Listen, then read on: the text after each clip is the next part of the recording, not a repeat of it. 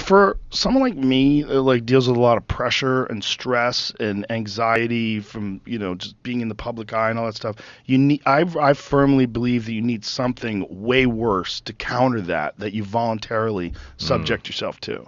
Has it always been like, when did that really, has it ramped up more in recent years, or have you kind of like perpetually dealt with that since being, I don't know, like you've been a public facing person for like a long time now? I've had it's like a trickle. Yeah. Like I've had a trickle of stardom. Yeah. It's like slowly ramped up, and it's almost like snake venom. Like I've got a little more bitten enough so that I can tolerate it. Yeah. Because I've seen people that are really young that get really famous quickly, and it just wrecks them. It wrecks them psychologically, and also they don't understand how to manage the input, right? So they're like reading comments about them. They're like tweeting and then responding to tweets and going back and forth with people in Instagram comments. Like, dude, stop.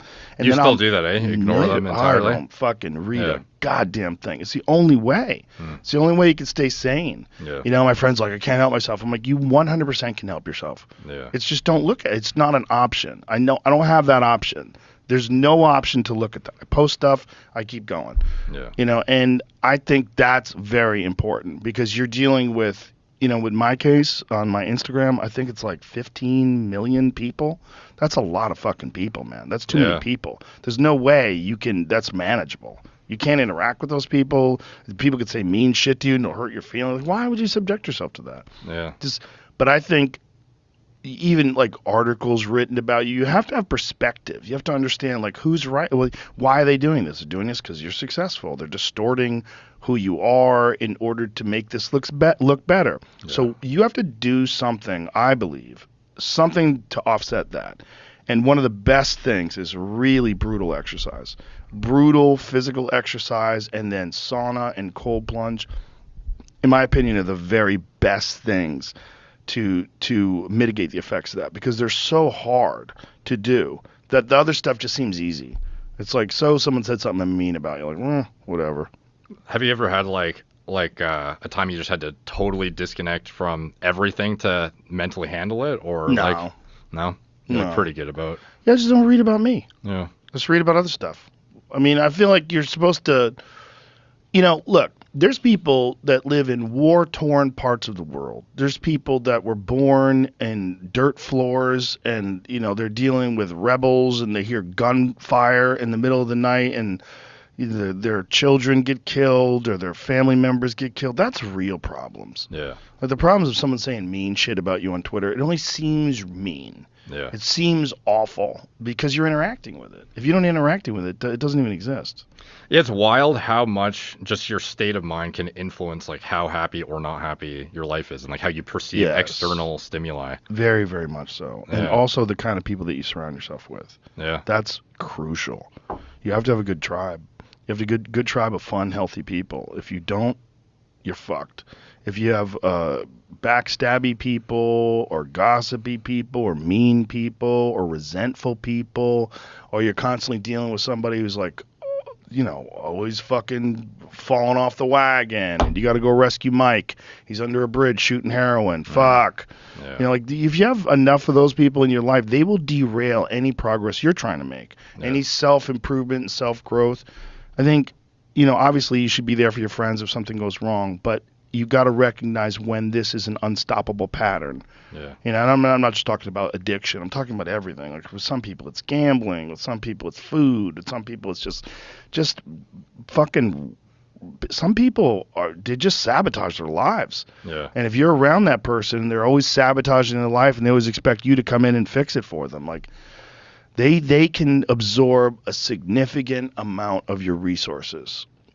On the other hand, if you have friends that are positive and healthy and thankful and appreciative and they're fun to be around, and those people can enhance your life, you enhance their life, and everybody grows together and everybody has a good time together. That's a big key to being able to manage this stuff. As you've exploded, did you have a conscious shift towards that? Yeah. Okay. Yeah, I learned, I've always been a very loyal friend, and I think that it's very important to have good friends And it's also very important to so I come from the martial arts world. In the martial arts world, you need training partners. Yeah. And without training partners, you never get better. You want elite people around you, and so that you have to hold yourself up to the standards of their technique and their abilities, and it's the only way you get better. You get better by being in an environment with a bunch of killers. Iron sharpens iron. So when I was a kid, from the time I was young, we always valued people who were very, very good. You never tried to pretend they weren't good. You always valued them. And you always looked at their, oh, he's the best at this. Watch how he does this. And then you would learn and grow from imitating them or asking them.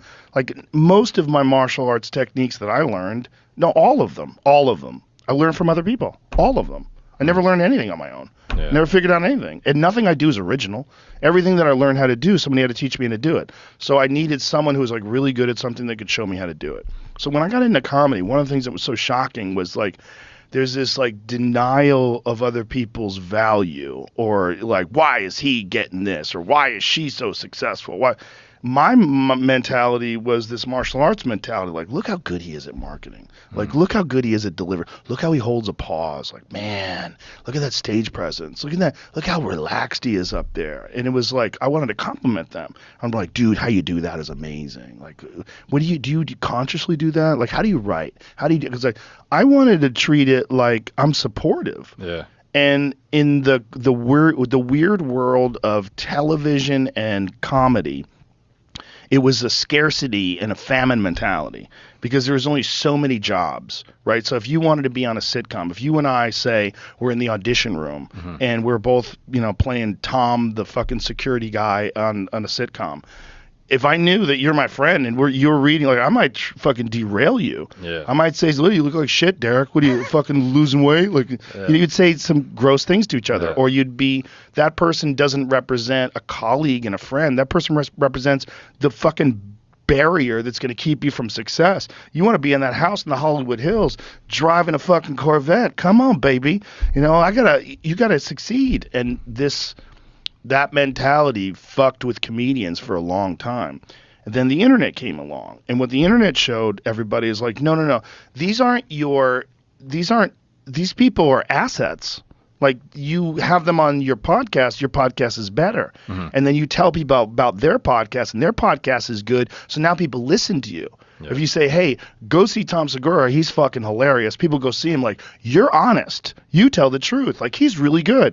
And so then it's good for everybody. So he blows up, you blow up, and then we all help each other together. So